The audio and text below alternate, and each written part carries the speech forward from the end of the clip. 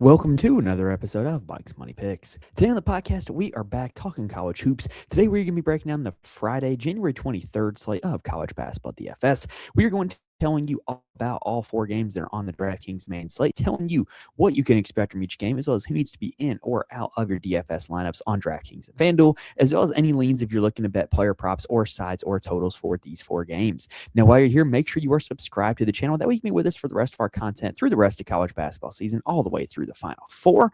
And help me out. If you're watching this on YouTube, hit the like button. If you're listening on audio, you can rate and review. Y'all, those go such a long way in the channel grow, in helping people find the videos, find the content, and help grow the community. And I really do appreciate it when you guys do that. All right. So we got a 4-game Friday slate, and this one's going to be a little bit simpler of a breakdown than the Thursday slate. Largely because these are teams that we're all familiar with. We've seen them on DraftKings slates before. We know who these guys are. We know who these teams are, that they're more prominent names in college basketball. However, there are a few situations that do need to be monitored and do need to be looked into before this slate. So let's go ahead and break it on down. All right, game number one of the evening is Indiana traveling to Jersey Mike's Arena to take on Rutgers. KenPom has this one projected to be Indiana 77-70. That's a game total of 147 points. And it's not hard to see why. Indiana is a pretty good offensive team, ranking 39th nationally in offensive efficiency. And Rutgers is just, well, they're not good. They're just a really bad shooting team. They're bad in general. 163rd in offensive efficiency, 129th in defensive efficiency. That's one of the worst in the Big Ten. And neither of these teams play exceptionally fast. Indiana's 197th in tempo, Rutgers 276. So, this game, you've got a good offense going up against a bad defense. Indiana should win, even though Rutgers does have the home court. But the just kind of middling tempo between these two teams probably prevents it from a full shootout. For Indiana, the number one thing you do have to monitor is the injury to Tatum Connerway. If you were not aware, meaning you probably didn't have him in your DFS lineups on Tuesday, I had him in like 2 out of 20, which was really disappointing. I thought the Michigan spot was actually pretty good for him. Tatum Connerway started the game against Michigan.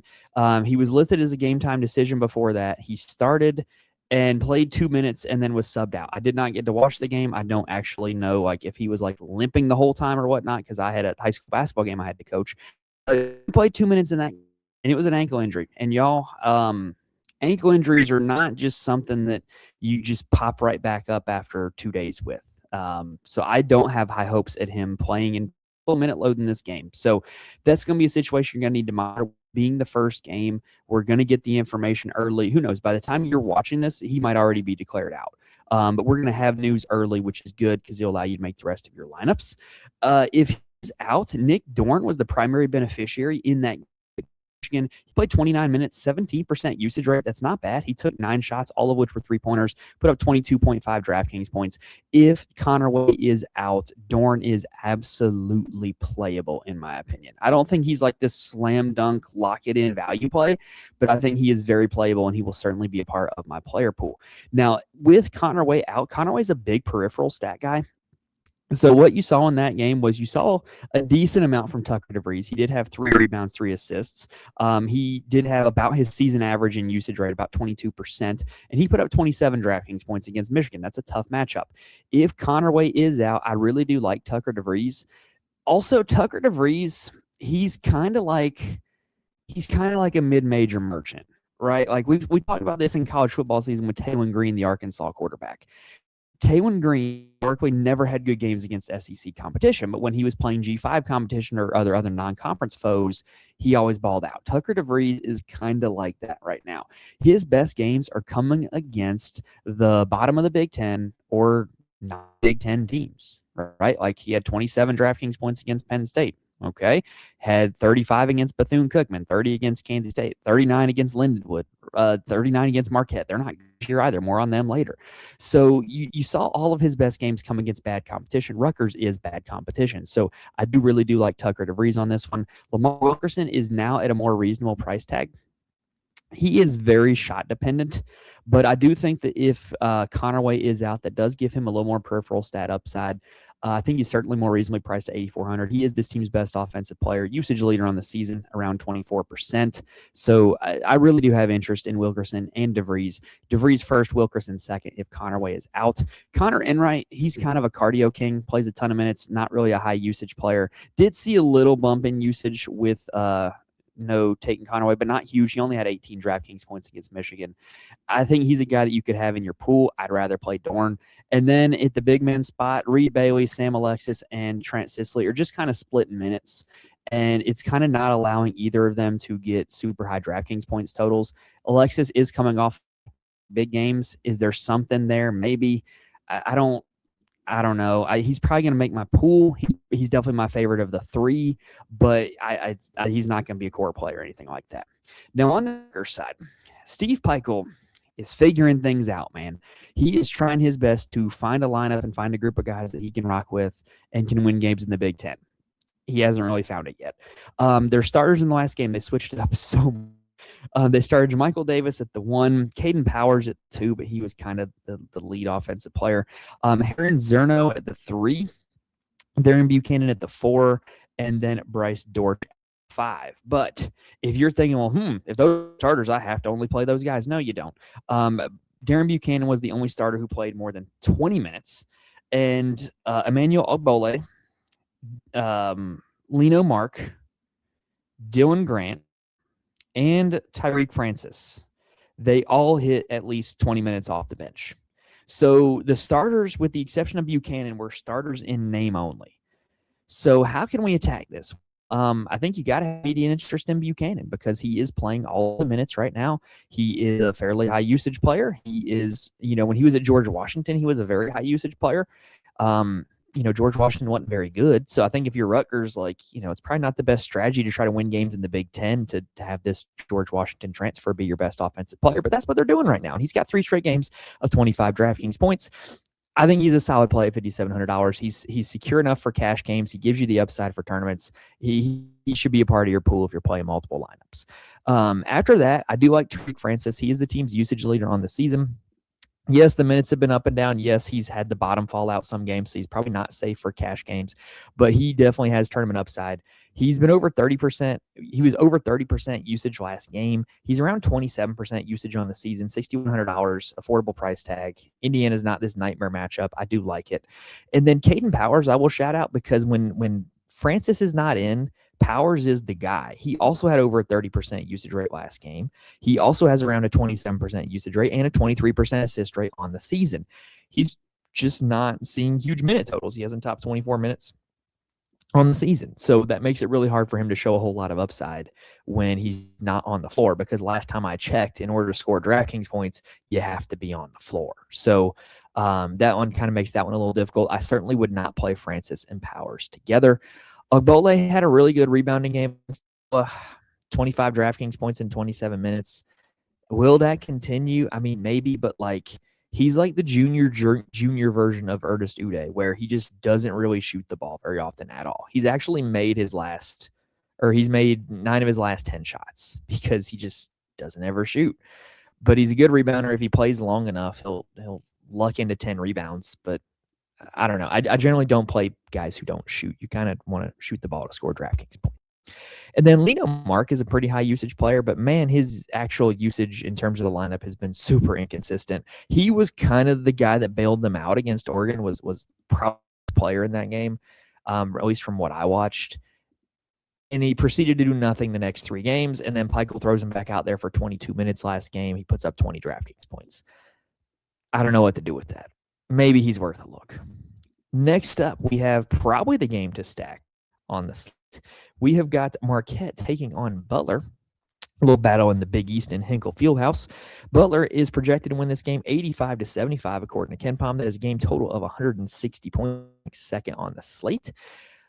This is a really, really solid matchup for DFS, in my opinion. Both these teams are top 100 in tempo. Both these teams are outside the top 80 in defensive efficiency. And really, Marquette is a really bad defensive rebounding team, and Butler has good offensive rebounders to exploit that. So let's talk about Marquette too, because this makes this game extra juicy. They played against Providence last game. Game went to overtime, and they pretty much just played 6 guys. Their starters were Nigel James, Chase Ross, Adrian Stevens, Royce Parham, and Ben Gold. And then they played Demarius Owens off the bench 24 minutes. All the starters played north of 30 minutes. So I'm not considering anybody else for my pool outside of those 6 guys. And honestly, I don't even know what to do with Owens because he has played 24 minutes or more in the last 3 games. He has put up 20 DraftKings points or more in the last 3 games. But it's been a very narrow pathway to doing it because he's got boards and he's been very efficient shooting from the field. So I don't really know if that's all that sustainable. But if one of the starting bigs were to get in foul trouble, he could come in, play the 3 or the 4, and probably play a ton of minutes. So now for the starters, Nigel James is turning into their best player. He killed it against Providence, 38 real points, 59 DraftKings points. He's now their usage leader on the season, usage leader in that game. He's just a big-time player. He's a freshman. He's only getting better. I like him in pace-up spots. Like when you look at the games he's played against pace-up competition, 59 against Providence. Villanova's not really a pace-up game. Creighton's a pretty pace. He had 44.5 DraftKings points in that one. Dayton's a pretty solid pace spot. He had 36 in that game. Like he's really good in this type of spot, and he's probably going to be viewed as one of the top plays on the slate. I'm going to be getting there. Chase Ross is 8,900. I think that's a little pricey for him now, given that he is not the lead dog anymore. It's gone to Nigel James. And he had 44 DraftKings points against Providence, and you might be looking at like, wow, like he's coming off such a great game. Well, the actual points, rebounds, and assist stat lines were kind of around his season averages. He just had 7 steals. I don't think he's going to do that again against Butler. So I would certainly lean on the side of James over Ross. All the numbers to me indicate that James should be played over Ross. That doesn't mean that you should just full fade Chase Ross because let's be honest, college basketball DFS is college basketball DFS. Nigel James can go out and pick up 2 quick fouls and then all of a sudden it's the Chase Ross show. But I definitely think all the numbers are directing towards Nigel James over Chase Ross. Royce Parham and Ben Gold. Parham was really solid in that game, 34 DraftKings points. 4 blocks helped him get there. But Butler gets a lot of shots blocked. Ben Gold is not a shot blocker. He is like the starting center who's like a corner sitter on offense and just kind of a wall on defense that doesn't really do a whole lot. I would much rather play Parham than Ben Gold. In that game, though, and then Adrian Stevens is down here at 5,300. I don't think he's worth that price tag. He has 1 game over 20 DraftKings points since December 6th. And that was last game against Providence, which was overtime. So I'm not really trusting that a whole lot. What's worth noting in that game against Marquette is that they got out-rebounded by Providence 42-30. They're not a good rebounding team. And so Butler, you know, we've also talked about for years how you want to play bigs against Butler or bigs against Marquette, excuse me. Well, Butler to me presents a prime opportunity to do that because they're good rebounders. It starts with Michael, the Gonzaga and Pepperdine transfer, who is coming off of 2 down games, which were actually completely fine statistically, but he didn't get his normal volume of rebounds. He averages about 12 a game, and he got 8 in both of those. And he also turned the ball over quite a bit, didn't get any blocks or steals. So I really think that the trajectory is pointing back up. I think this is a really good matchup, and we have seen him have the upside to go get north of 50 DraftKings points, and I think he can do it. So I'm going to be back Ajayi. In terms of top overall play on the slate, it's either James or Ajayi, and I would probably lean Ajayi, just to be honest. The other rebounders for Butler, you got Drayton Jones, who starts at the 5. He's only $4,700. He's been really solid, really fancy point per minute producer. But the problem is that he's currently splitting minutes straight down the middle with Johan Traore. Traore is a very low usage player, doesn't really take a whole lot of shots. So I would much rather play Jones over Traore. But if the case is, well, they're split, it's 50-50, and one of them's cheaper than the other, yeah, I could see the argument for putting Traore in your player pool if you're playing a lot of lineups. The other guys you need to know, so basically they start Ajayi and Jones at the 4 and the 5. Their new starting point guard is Stink Robinson, a.k.a. Xavier Robinson, but everybody calls him Stink. I don't know why. I don't think I want to know why. He's coming off of back-to-back games of over 27 DraftKings points, back-to-back games of 27 minutes or more. We talked about this a little bit on the Tuesday show, that he set a season high in minutes, season high in usage, and it really just, he was able to repeat it against DePaul, and now he's getting the price up. And if he's going to continue playing like this, he's still too cheap at $5,500. Marquette is a great, great matchup for him. I'm going to be back in on him even with the price bump. And then Finley Bidjack starts at the 2. He's primarily just a scorer, but man, has he been filling it up the last 2 games, over 24 real points each of those 2 games. He would tend to fade him on this slate. I think Marquette's guards are fairly good defenders, and I think that that's not really how you want to attack Marquette is with this like jump shooting guard. So I'm probably going to be off of Bizjack because he doesn't really give you a whole lot in the peripherals. And then I'm not a Jamie Kaiser stan. He's pretty much just a corner sitter on offense, and he has missed his last 15 3-point shots. He plays all of the minutes, but what's good of playing the minutes if you're not actually going to score the basketball? So for Butler, love Ajayi, love Robinson, going to get some exposure to Jones and Traore. All right, that does it for the first 2 games. Let's take a quick breather and then dive in the next 2. All right, before we continue, just a reminder, if you do want more information from me, there are places where you can get it. First off, you can follow me on Twitter at Mike's Money Picks. I'm more than happy to answer any questions if you reach on Twitter, as well as it's where we tweet out all updates for the show. So if you want to stay in the loop with what we got going on, that is the place to go. I'm also in the Fantasy Corner Discord. Link is in the description on YouTube as well as on the audio feed. If you're looking for a community to be a part of where people are just talking lineups, talking strategy, talking plays, sweating it out all day long, Fantasy Corner Discord is the place to go. I cannot recommend it enough just to have a community to be a part of where you can just kind of spitball ideas off of. And then also it's great at crowdsourcing injury news because with so many people in there, somebody's always on top of who's in, who's out of the lineup. And that's just a great tool to have in its own. So I cannot recommend joining that community enough. It's 100% free. And then if you want to know who actually makes my college basketball DFS lineups, head on over to the Patreon, patreon.com/Mike's Money Picks. Every single college basketball DFS slate, I have an article with my core plays as well as a full write-up of why they're my core plays. So you're not just getting like a list of the information, you're getting a full article, full write-up that can give you the information and the why behind it that can help you get better at playing college basketball DFS. All right, let's continue on now with game number 3, the game basketball edition. We've got Ohio State traveling to Ann Arbor to the Chrysler Center. Is it still called the Chrysler Center? I think it is. To take on Michigan. Michigan is projected to win this one 89-73 according to KenPom. That's a game total of 162 points. That is the highest on the slate, and it gives Michigan the highest team total on the slate. And it's not hard to figure out why. In terms of efficiency ratings, Michigan is darn perfect on KenPom right now. Like 5th in offensive efficiency, 2nd defensively, and they're 10th in tempo.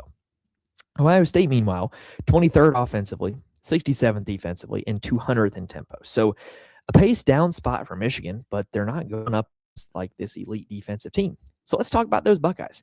So they have been weird with their rotations lately. In their last game, they played their 1 through 3, Thornton, Mobley, and Royal, over 40 minutes. It was a time game.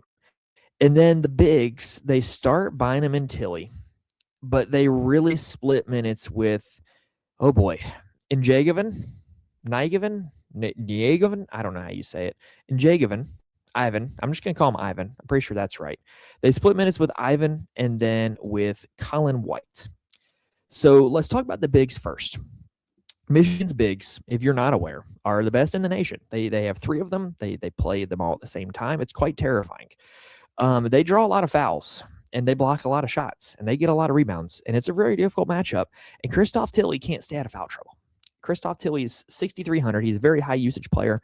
He's been an effective fantasy point per minute player, but he is very hit or miss if he can stay out of foul trouble. I'm completely out on him in this matchup. Amari Bynum is a freshman who had been playing so well until the Minnesota game. He only played 23 minutes. He only took 1 shot. Why? I don't know. I didn't watch the game, but that's not a good sign. And with this matchup, I'm completely out. And then Ivan, he's playing the mop-up minutes for Tilly. He's not a high-usage player. He's not going to play enough to get there. I'm out. And then Colin White played 19 minutes, which was a season high against Minnesota. Why? I don't know. But season high minutes, he only scored 8 DraftKings points. So I'm out. I'm not playing any Ohio State forward. One guy I do need to let you know about, though, is Puff Johnson. If that name sounds familiar, it's because he's been around in college basketball. He played North Carolina and then at Penn State. He's the younger brother of Cameron Johnson. He was granted eligibility last week.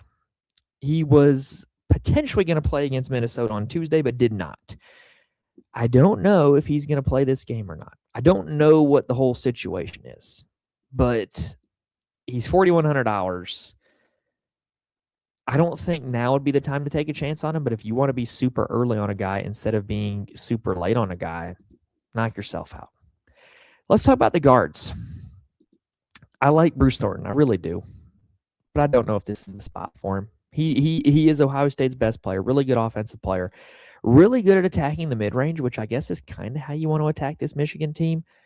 And he's shown upside, but man, he's expensive. I just don't know if I'm going to get there. I'd way rather play James. I'd way rather play Ajayi at slightly lower costs. Royal and Mobley are like, I don't like where they're priced at all. I don't. Royal's $8,000, so you want at least 32 DraftKings points from him, and that is a mark he has hit once since Christmas. Once in 6 games, he's hit 32 DraftKings points. I can't get behind that. I don't think he's going to do it against Michigan. And then John Mobley is like, he's been killing it. Over 34 DraftKings points in each of the last 2 games, over 26 real points in each of the last 2 games, but he's just a shooter. He's hit 11 combined threes in those 2 games. So do you think he's going to be this red hot for 3? I don't. Not against Michigan. So I'm kind of out. I think the only guy for Ohio State I'm even considering is Thornton, unless we get miracle news that like Puff Johnson is back and starting. Let's talk about Michigan. So we already mentioned the 3 bigs, Lendeborg, Mara, and Merez Johnson.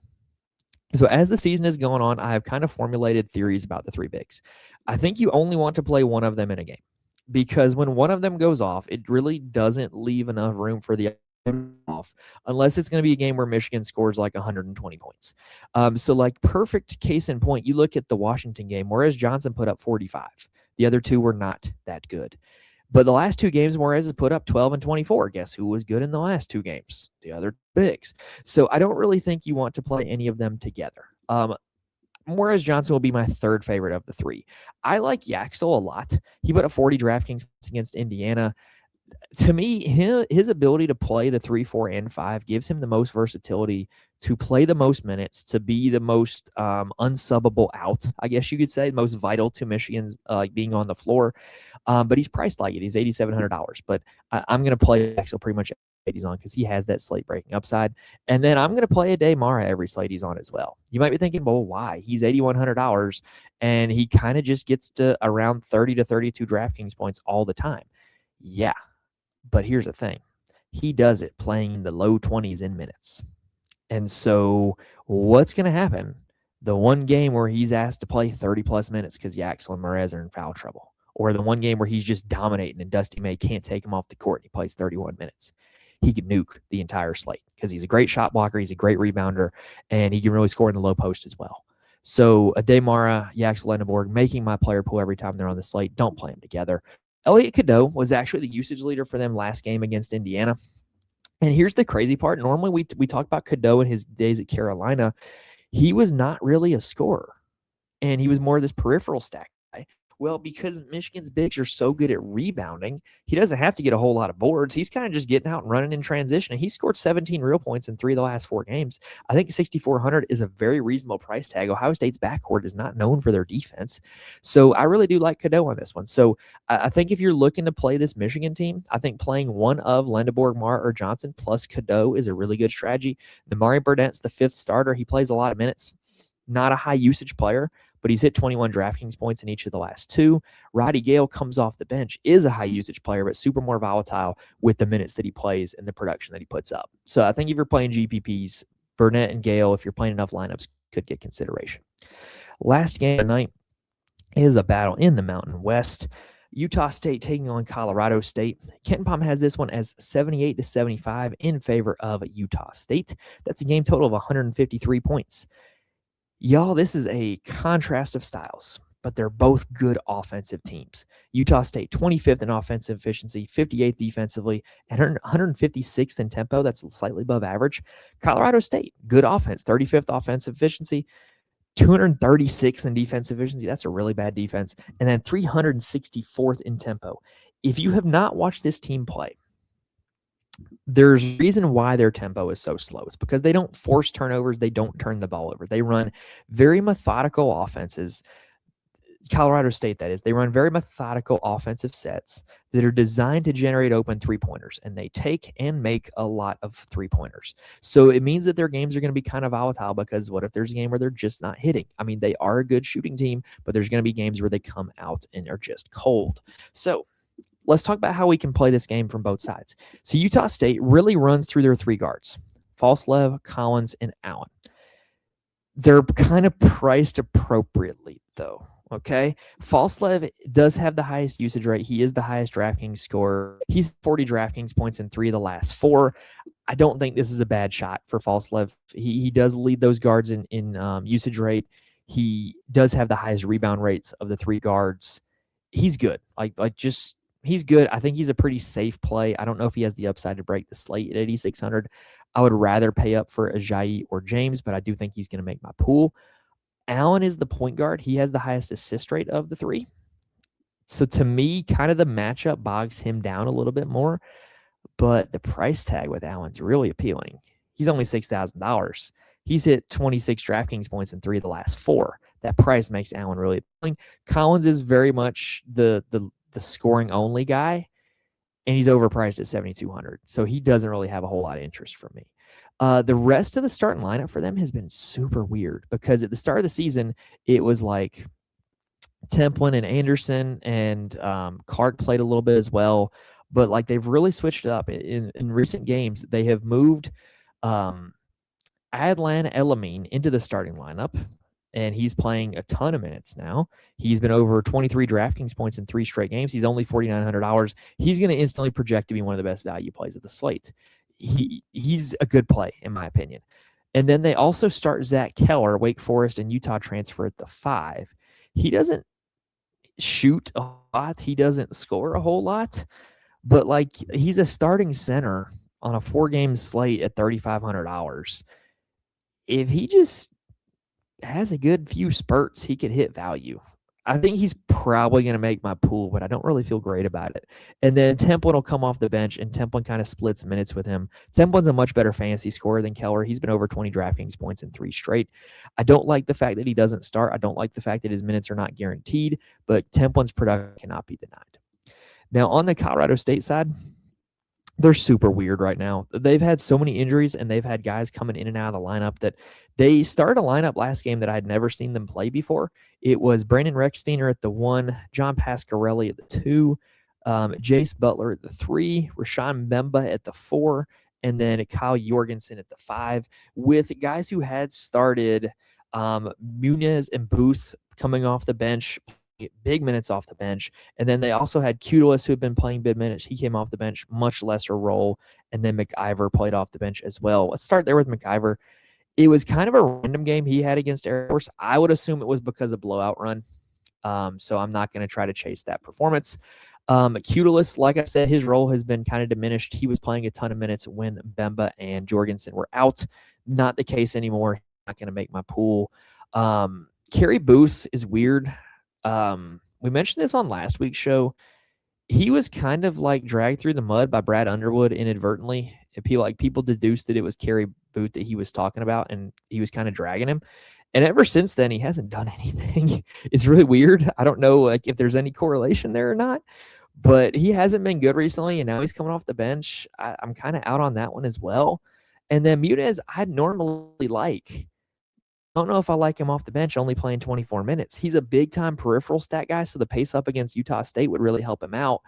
But now he's priced like he has this full role that he had when Jorgensen and Bemba were hurt, and he doesn't have that anymore, and he's still $7,000, so it's just kind of annoying.